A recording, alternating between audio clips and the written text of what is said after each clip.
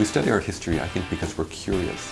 And we're curious about these strange objects that we call art. The world we live in is intensely visual. It's a very, very visual world, and it's getting more sophisticated and more complex all the time. It's so important to understand how this world has come to be so complex. In art history at Carleton, we emphasize the interconnection between art objects and their social and political contexts. So in art history, what we do is we take these strange objects and we make them familiar.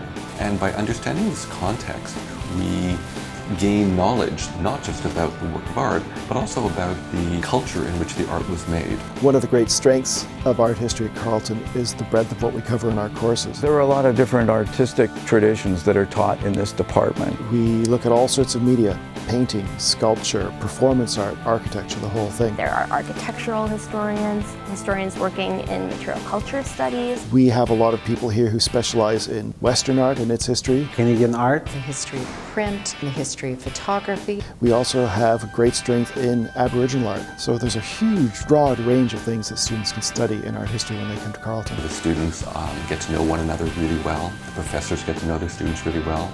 There's a great collegiality. We work very hard as professors to encourage students to work together and to nurture one another. The campus just has an amazing vibe of community, and you experience it from your first day here. To live in a beautiful place like Ottawa, which is small and friendly, but is made incredibly large by its institutions, particularly cultural institutions. What is the capital advantage? Well, it's having access to very rich collections of national importance. We have developed very close relationships with many institutions that allow us to give students a broader and richer experience of studying art history than anywhere else. We go on so many field trips. I don't think I've taken an art history class at Carleton where we haven't gone on a field trip. Pretty much every class I've had, we've had to either go to the gallery for an assignment or we've gone with our class. Ottawa has a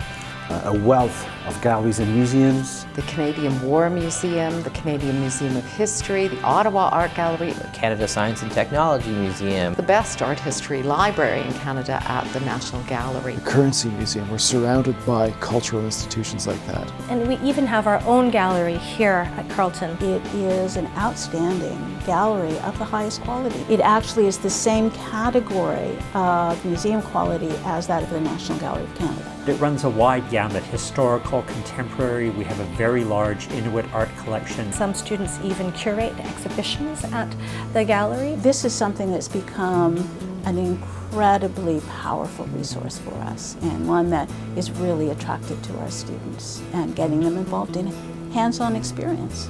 So that makes the work memorable. It makes the artwork that we're studying and the artists we're studying memorable. We have placed a great emphasis in the art history department on developing programs abroad, such as the program in Venice.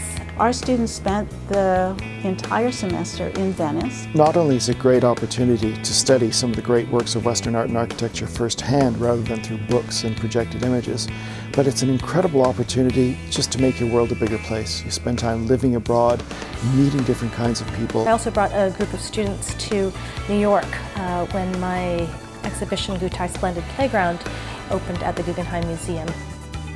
The practicum program is a really great asset. It allows students to do internships in galleries and museums where they can gain hands-on experience, and that's something that cannot be acquired in the classroom. And also, of course, you emerge from a practicum with a much broader range of contacts than you would have if you just spent your whole time on campus. Art history is not just about nice-looking pictures. It's about understanding the world, making sense of the world in past societies, in the early modern era, but also in the 21st century. It's a degree that teaches you how to think, and so it teaches you how to take a lot of disparate facts and do something with them to make sense out of them.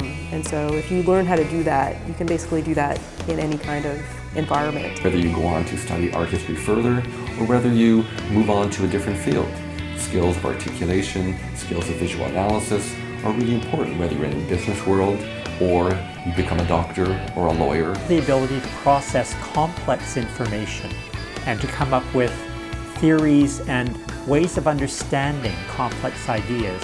Those are the sorts of skills that employers really value. It's not just about pretty pictures, it's about the impact of images in our daily lives. It's the ability to take what you see around you and make sense of it, because without that ability, the world increasingly won't make sense. Without understanding where we came from visually, right?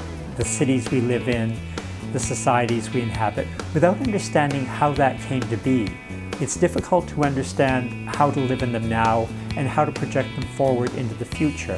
So although art history is very much about history, it's also about taking that history and making a living present and a living future out of it.